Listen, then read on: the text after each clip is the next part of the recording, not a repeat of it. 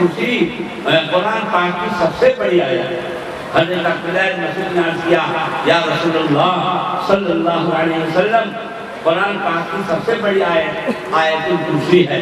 آقا صلی اللہ علیہ وسلم نے حضرت عبداللہ بن مسعود کے پیٹھ کو تھپ تھپایا، شاباشی دیا اور فرمایا کہ اللہ تمہارا علم اللہ تم کو مبارک فرمائے، صحیح تم نے جواب دیا۔ یہ اس سے معلوم ہوتا ہے کہ استاد کو اپنے شاگرد کا امتحان بھی لینا چاہیے۔ استاد کو اپنے شاگردوں کا امتحان بھی لینا چاہیے۔ امتحان لیا نا عبداللہ بن مسعود۔ آیت کرسی سب سے بڑی آیت ہے۔ ابن ماجہ کی روایت ہے، اللہ کے محبوب حضور صلی اللہ علیہ وسلم نے ارشاد فرمایا کہ جو ہر فرض نماز کے بعد آیت الکرسی پڑھ لے اس کے اور جنت کے درمیان کوئی رکاوٹ نہیں ہے، مرے اور جنت کے اندر جائے۔ واہ، کوئی بڑی آیت نہیں ہے۔ آپ ایک منٹ میں کیا آدھے منٹ آپ اس کو پڑھ جائیں، جس گھر کے اندر پڑھا جائے وہاں سے شیاطین بھاگتے ہیں۔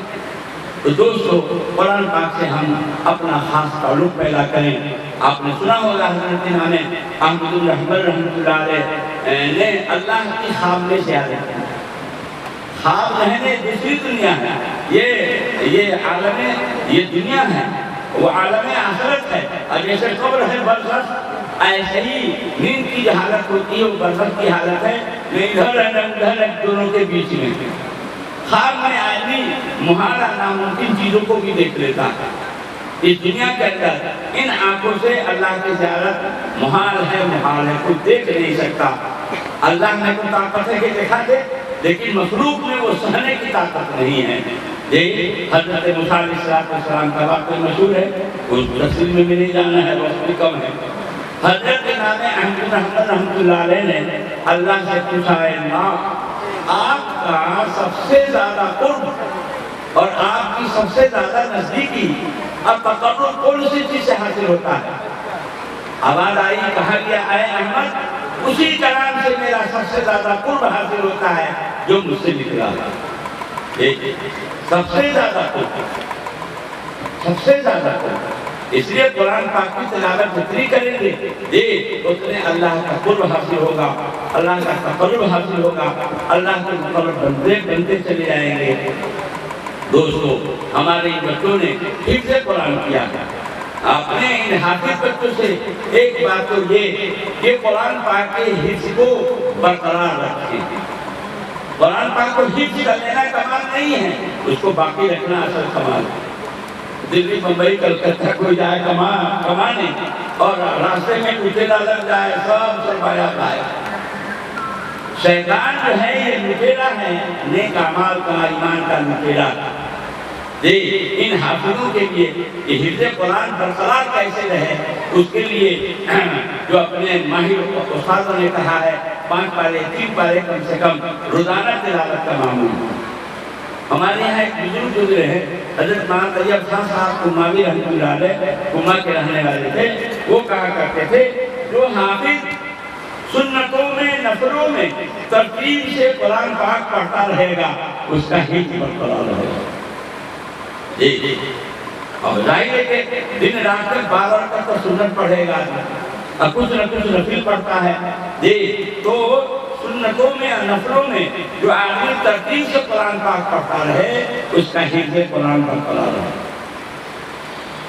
اچھا یہ جو کہا گیا حافظوں کو کہا جائے گا پڑھتے جاؤ اور چڑھتے جاؤ، بھائی یاد رہے گا تب نہ حافظ صاحب پڑھیں گے، یاد رہے گا تب نہ حافظ صاحب پڑھیں گے، یاد رہے گا کیسے؟ پڑھتے رہنے سے، تلاوت کرتے رہنے سے۔ جی تو جو کہا جائے گا پڑھتے جاؤ جنت کے درجے پہ چڑھتے چلے جاؤ تو حافظ صاحب کو یاد رہے گا تب۔ اور اگر حفظ کے بعد اس کو بھلا دیا ہے تو اور خطرے کی بات ہے، اور خطرے کی بات ہے۔ جی قرآن نے کہا کہ جو قرآن پاک کو بھلا دیتے ہیں وہ کل قیامت کے دن اندھا اٹھائے جائیں۔ اللہ ہماری ان سارے حافظوں کی ہم سب کی پوری حفاظت فرمائے۔ جی تو حفظ قرآن کو بہت بڑی دولت سمجھیں آپ۔ سونا چاندی ہیرے جواہرات دنیا و ما فیہا سب ہیچ ہے۔ قرآن پاک کے حفظ کی جو دولت آپ کو حاصل ہوئی ہے، سب سے بڑی دولت حاصل ہوئی ہے، سونے چاندی کی جو حفاظت کی جاتی ہے، اس سے بھی بڑھ کر آپ اس کی حفاظت کریں۔ اللہ پاک ہم سب کو، ہمارے ان حافظوں کو حفظ قرآن کے ساتھ زندہ رکھے اور حفظ قرآن کے ساتھ یہاں سے اٹھاوے۔ کل قیامت کے دن میدان حشر میں ہم سب کو اللہ پاک کو بشارت نصیب فرمائے کہ ہم پڑھتے جائیں، جنت کے درجات پر چڑھتے جائیں۔ آمین۔ اچھا، ایک بات اور بھی ہے، بعض حدیث میں فرمایا گیا جو قرآن پاک پڑھے، یاد کرے، اس کے حلال کو حلال سمجھے، حرام کو حرام سمجھے، یعنی قرآن کے مطابق اس کا عقیدہ بھی ہو، اعمال بھی ہو، قرآن پاک کے مطابق اس کی زندگی ہو، یعنی قرآن پاک پر عمل بھی کرے، تب ہے یہ فضیلت۔ اور اگر قرآن پاک کے خلاف اس کا اس کے اعمال ہیں، اس کے عقائد ہیں، تو پھر یہ فضیلت نہیں ہے۔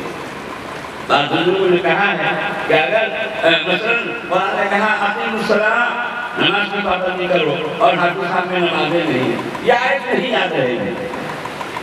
قرآن نے کہا حافظ زکات دیا کرو، اور حافظ صاحب مالدار ہے، زکاتیں نہیں دیتے ہیں، تو یہ آیت نہیں یاد رہے گی۔ قرآن نے کہا تم پر روزے فرض کیے گئے، اور حافظ صاحب روزے ہی کو چھوڑتے ہیں، روزے رہتے ہیں، روزہ نہ رہتے ہیں، کیا رہتے ہیں، تو یہ آیت ان کو یاد نہیں رہے گی۔ قرآن پاک کی اس آیت کے مطابق ان کا عمل نہیں ہوگا، وہ آیت دل و دماغ سے مٹا دیجیے۔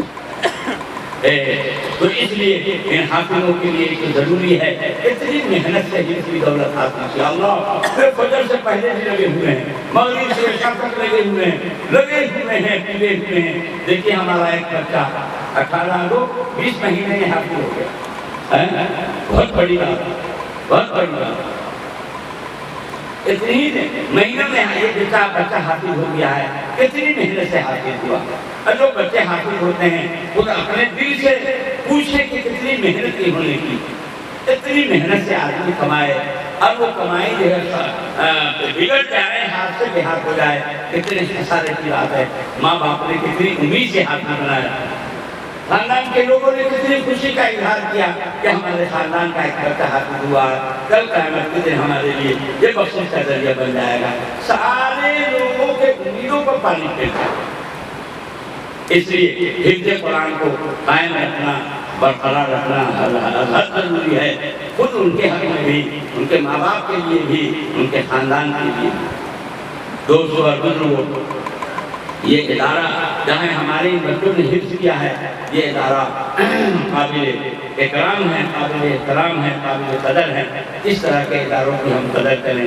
میں تو کہا کرتا ہوں کہ یہ درخت چھوٹا اور پھل کتنا بڑا اللہ نے دیا، درخت ہے چھوٹا جی، اور پھل کتنا بڑا، کتنی بڑی تعداد میں اللہ نے پھل دیا۔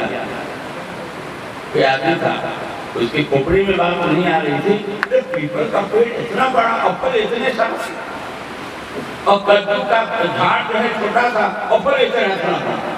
یہ تو بے جوڑ بات، اتنا بڑے درخت پر تو کدو کا پھل ہونا چاہیے، اور کدو کے چھوٹے درخت پر تو پیپل کے برکت کے پھل ایسا معمولی ہونا چاہیے۔ ایک پر تو سویا ہوا تھا وہ پیپل کے نیچے، اور اوپر سے اس کا پھل گرا اور اس کو چوٹ ہلکی سی لگی۔ کہا کہ ارے اگر ایک کدو کے برابر پھل ہوتا اور گرا ہوتا تو میرا کام تمام ہو جاتا۔ اللہ تعالیٰ کی قدرت میں بڑی حکمتیں ہیں۔ واقعی میں کدو کے لیے وہی پھل مناسب ہے اور پیپل برکت کے لیے وہی پھل مناسب ہے۔ یہ دیکھیے درخت چھوٹا سا ہے اور اللہ نے پھل دیا ہے، اس کے پیچھے ہمارے یہاں اساتذہ کی محنت ہے، ان بچوں کی محنت ہے، یہ سارے لوگ اس میں شریک جو اس ادارے کو تعاون دیتے ہیں، دلواتے ہیں۔ خاص طور پر وہ محترمہ سعیدہ صاحبہ واقعی میں بڑی مبارکبادی کے لائق ہیں۔ اللہ اور یہ بھی وہ احسان مانے کہ اللہ نے فضل فرمایا، آخر دل میں تو اللہ نے ڈالا مجھے۔ کتنی خواتین ہیں جو بہت صالحہ نیک ہیں لیکن ان کو توفیق نہیں ہوئی، اللہ نے ان کو ہمت دیا، توفیق دیا، اور اتنی بڑی پٹی کو دین کی خدمت کے لیے، کتاب اللہ اور حدیث پاک کی خدمت کے لیے انہوں نے دے دیا ہے۔ اتنی بڑی بات ہے یہ، ان کو بھی میں اس لیے کر رہا ہوں کہ کہ وہ بھی اپنے دل میں اللہ کا احسان مان رہی ہوں گی. ظاہر ہے کہ اللہ کی طرف سے ہمت ان کو ہوئی ہے, اللہ کی طرف سے توفیق ہوئی ہے, یہ خاص اللہ کا فضل ہے, خاص اللہ کا فضل ہے. لیکن ہم لوگ تو یہ کہیں گے کہ ہم لوگوں کی طرف سے واقعی بہت مبارکبادی کھلائے. اسلام نے بعض خواتین ایسی کتنی ہیں جنہوں نے بڑے بڑے کارنامے انجام دیے. میں کہا کرتا ہوں کہ مردوں کا بھی کان کاٹ لیا. اتنا بڑا بڑا کارنامہ بعض خواتین نے انجام دیا ہے, پھر مردوں کا بھی کان کاٹتے ہیں. کان کاٹنے کے بدلے کہ وہ مردوں سے بھی آگے بڑھ گئی. یہ وہ صلوۃ النساء بیگم کا واقعہ آپ کے سامنے آیا.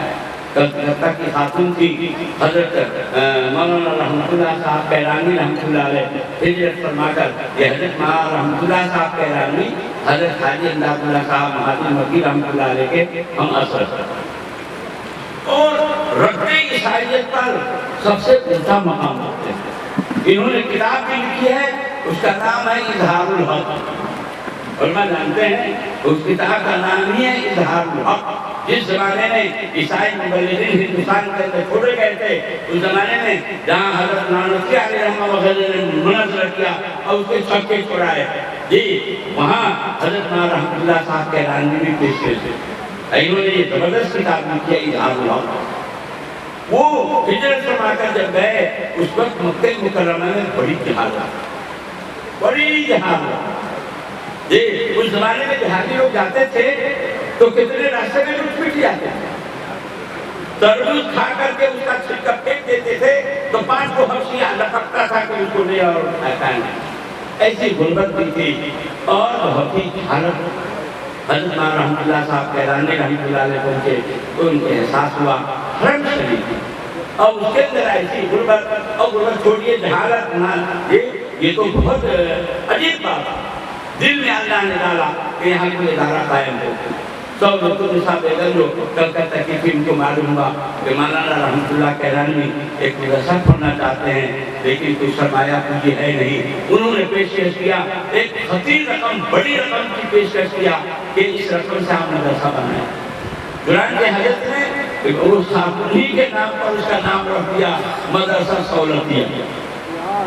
ہم نے جب 1999 میں الحمدللہ حج پہ گئے تھے جی تو اسی کے قریب ہم لوگوں کا قصر علی میں قیام تھا اور سامنے ہی وہ مدرسہ سہولتیہ.